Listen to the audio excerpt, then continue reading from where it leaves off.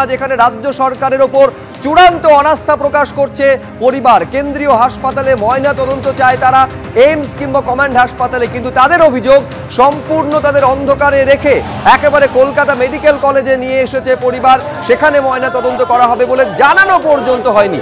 এই মুহূর্তে ছবিটা একবার দেখাচ্ছি, আমি একবার সরাসরি কথা বলবো অনির্বাণ বিশ্বাসের সঙ্গে। মারাত্মক অভিযোগ অনির্বাণ, পরিবারের তরফে সম্পূর্ণ অতি সক্রিয় পুলিশ, এই অভিযোগ তারা করছেন কেন?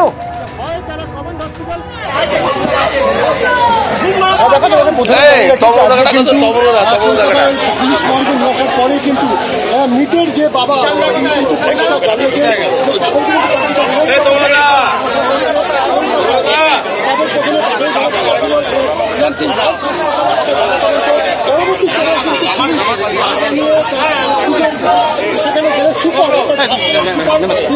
মেডিকেল কলেজে রেফার করে দেওয়া হয়, সেটা কিন্তু না জানিয়ে সিদ্ধান্ত নেওয়া হয়েছে।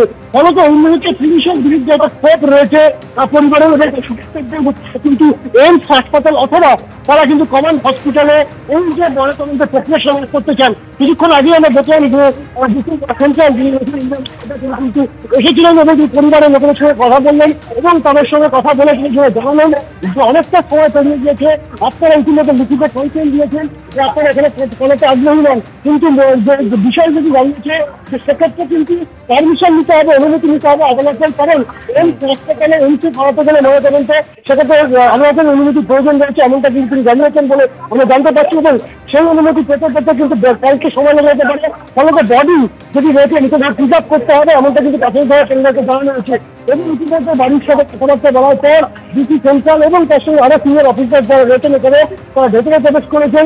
আমরা দেখলাম ভেতরে প্রবেশ করেছেন, আমরা দেখলাম পরিবারের আরো বেশ কয়েকজন সদস্য তারাও ভেতরে গেছেন এবং সেখানে গিয়ে তাদের সঙ্গে পরামর্শ করা হচ্ছে যে কোথায় এই মৃতদেহ প্রিজার্ভ করা হবে। কারণ আমি বলছি এইখানে প্রশাসনের বিরুদ্ধে সব থেকে বড় অভিযোগটা করেছেন এই মৃত নার্সের পরিবার। কি বলছেন মৃতার বাবা, দেখবো।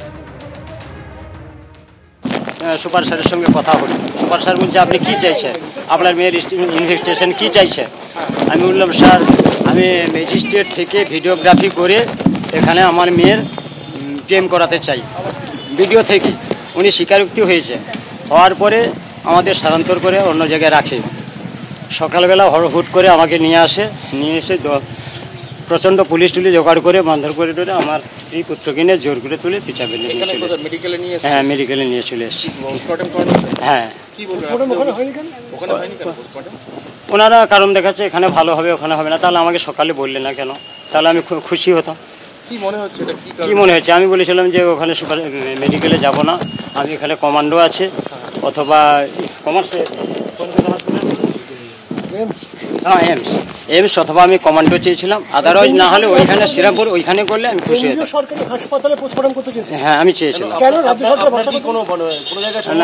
আমার এখানে সমস্যা আছে, পোস্টমর্টমে আমার সমস্যা আছে, হ্যাঁ মেডিকেলে আমার সমস্যা আছে। আমি সঠিক হয়তো তদন্তটা পাবো না। আপনার কি মনে হচ্ছে এখানে করলে সঠিক হবে না? এখানেও না, এই এটা মেডিকেল তো, মেডিকেলে আমার পক্ষে, আমি তো এমসি বলেছিলাম নাহলে কমার্সে বলেছিলাম, ফলে আমি হয়তো আমার বিচারটা সঠিক পেতাম। আপনার ইচ্ছের কথা পুলিশকে জানিয়েছিলেন? জানানো অবকাশন, হ্যাঁ ওখানে আমি বলেছিলাম এই তিনটের কথা প্রপোজাল আমি ছেড়েছিলাম, পুলিশ ওখানে নিয়ে গেল, ঠিক বলে দেখছি দেখার পরে এবার জবরদস্তি জবরদস্তি নিয়ে আসা হয়েছে বলছে। হ্যাঁ আমাদেরকে তো আমি আসছিলাম না তো, জোর করে তুলে নিয়ে এসছি।